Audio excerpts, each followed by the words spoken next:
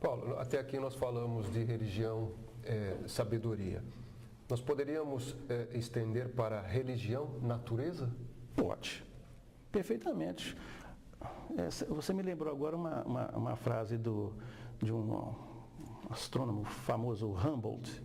Humboldt disse que, ele tem uma frase mais ou menos assim, existe um fio misterioso que une a natureza divina à natureza terrena. São duas naturezas? Não, é uma só natureza. Ele era astrônomo, não era astrólogo, mas ao mesmo tempo ele trata da alma humana. Trata da alma humana como um processo do ser humano em evolução. A natureza divina e a natureza terrena é o mesmo que falar de Deus e homem.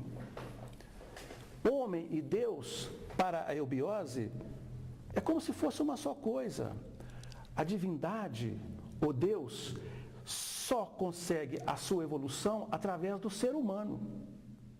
Assim como o ser humano não poderia evoluir sem a existência de Deus. Então, essas duas aparentes naturezas, deífica e humana, tornam-se uma coisa só, quando analisada sob esse aspecto de o que é o princípio, o que é o meio, o que é o fim. Não há esse fim, nem há este princípio. Há o meio, que é o homem, que é o ser humano em evolução, que é Deus, o que tem Deus dentro de si. Esse Deus, em todo ser humano, ele existe. Todas as religiões pregam isto. Todas as religiões dizem que nós somos filhos de Deus. Olha, se somos filhos de Deus, somos deuses. Essa natureza humana, a grande dificuldade para o ser humano se colocar como Deus, ele ter esquecido que é Deus. Paulo, isso tem muito a ver com o fato do ser humano, principalmente nos dias atuais, né, estar procurando mais fora do que dentro de si mesmo? Eu acho que a pergunta ela diz tudo. O homem moderno, ele se preocupa com a aparência, muito com a aparência. Então ele se preocupa com a forma e se esquece da essência. Ora, a aparência não é nada mais do que criações humanas. O homem criou para o seu conforto, criou para as suas necessidades do dia a dia. Isso está errado? Não, não está errado. O homem necessita, ele se sutiliza também a partir daquilo que ele cria, porque ao criar, ele está usando vamos dizer assim, um aspecto, uma natureza sua interna que ele herdou da própria divindade, ou seja, o poder de criar. Tendo o poder de criar, ele tanto pode criar coisas que embelezam, que elevam o espírito humano, quanto pode criar coisas que também enfeiam ou que rebaixam o espírito humano. Só que nós nos preocupamos muito com o nosso conforto pessoal.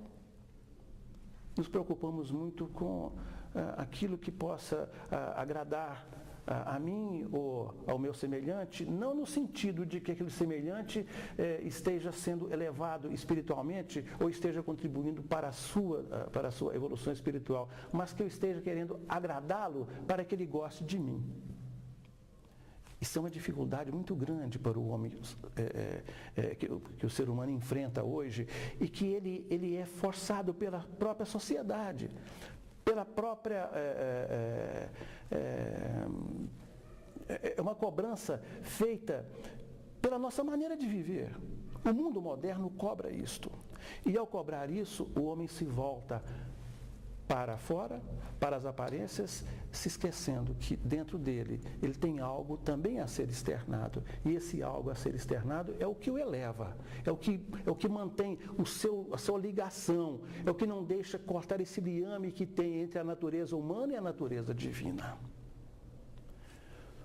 As religiões orientais pregam muito o desapego às coisas materiais. E é exatamente esse desapego, não que o homem deve viver na pobreza, viver miseravelmente, não é isso que se quer. Isso é mal interpretado. Exatamente, não é isso que pedem. Não, Nós devemos, o nosso corpo, por exemplo, nós temos que maltratar o nosso corpo? Absolutamente. Nós temos a obrigação de cuidar desse corpo, mantê-lo são, absolutamente são, porque o corpo deve ser tão forte, tão sadio, quanto é o espírito, que é Deus que está dentro de nós. Como é que Deus vai habitar um corpo doente, fraco, sujo, mal cuidado? Não é por aí. Então nós temos a obrigação de realmente tornar o mundo um mundo belo, bonito, que agrade aos olhos, mas não estamos voltados apenas para isto. Colocar espiritualidade para que a beleza, ela seja uma beleza espiritual, uma beleza deífica, e não apenas a beleza que agrade os nossos olhos. Tem que agradar a nossa alma, o nosso espírito.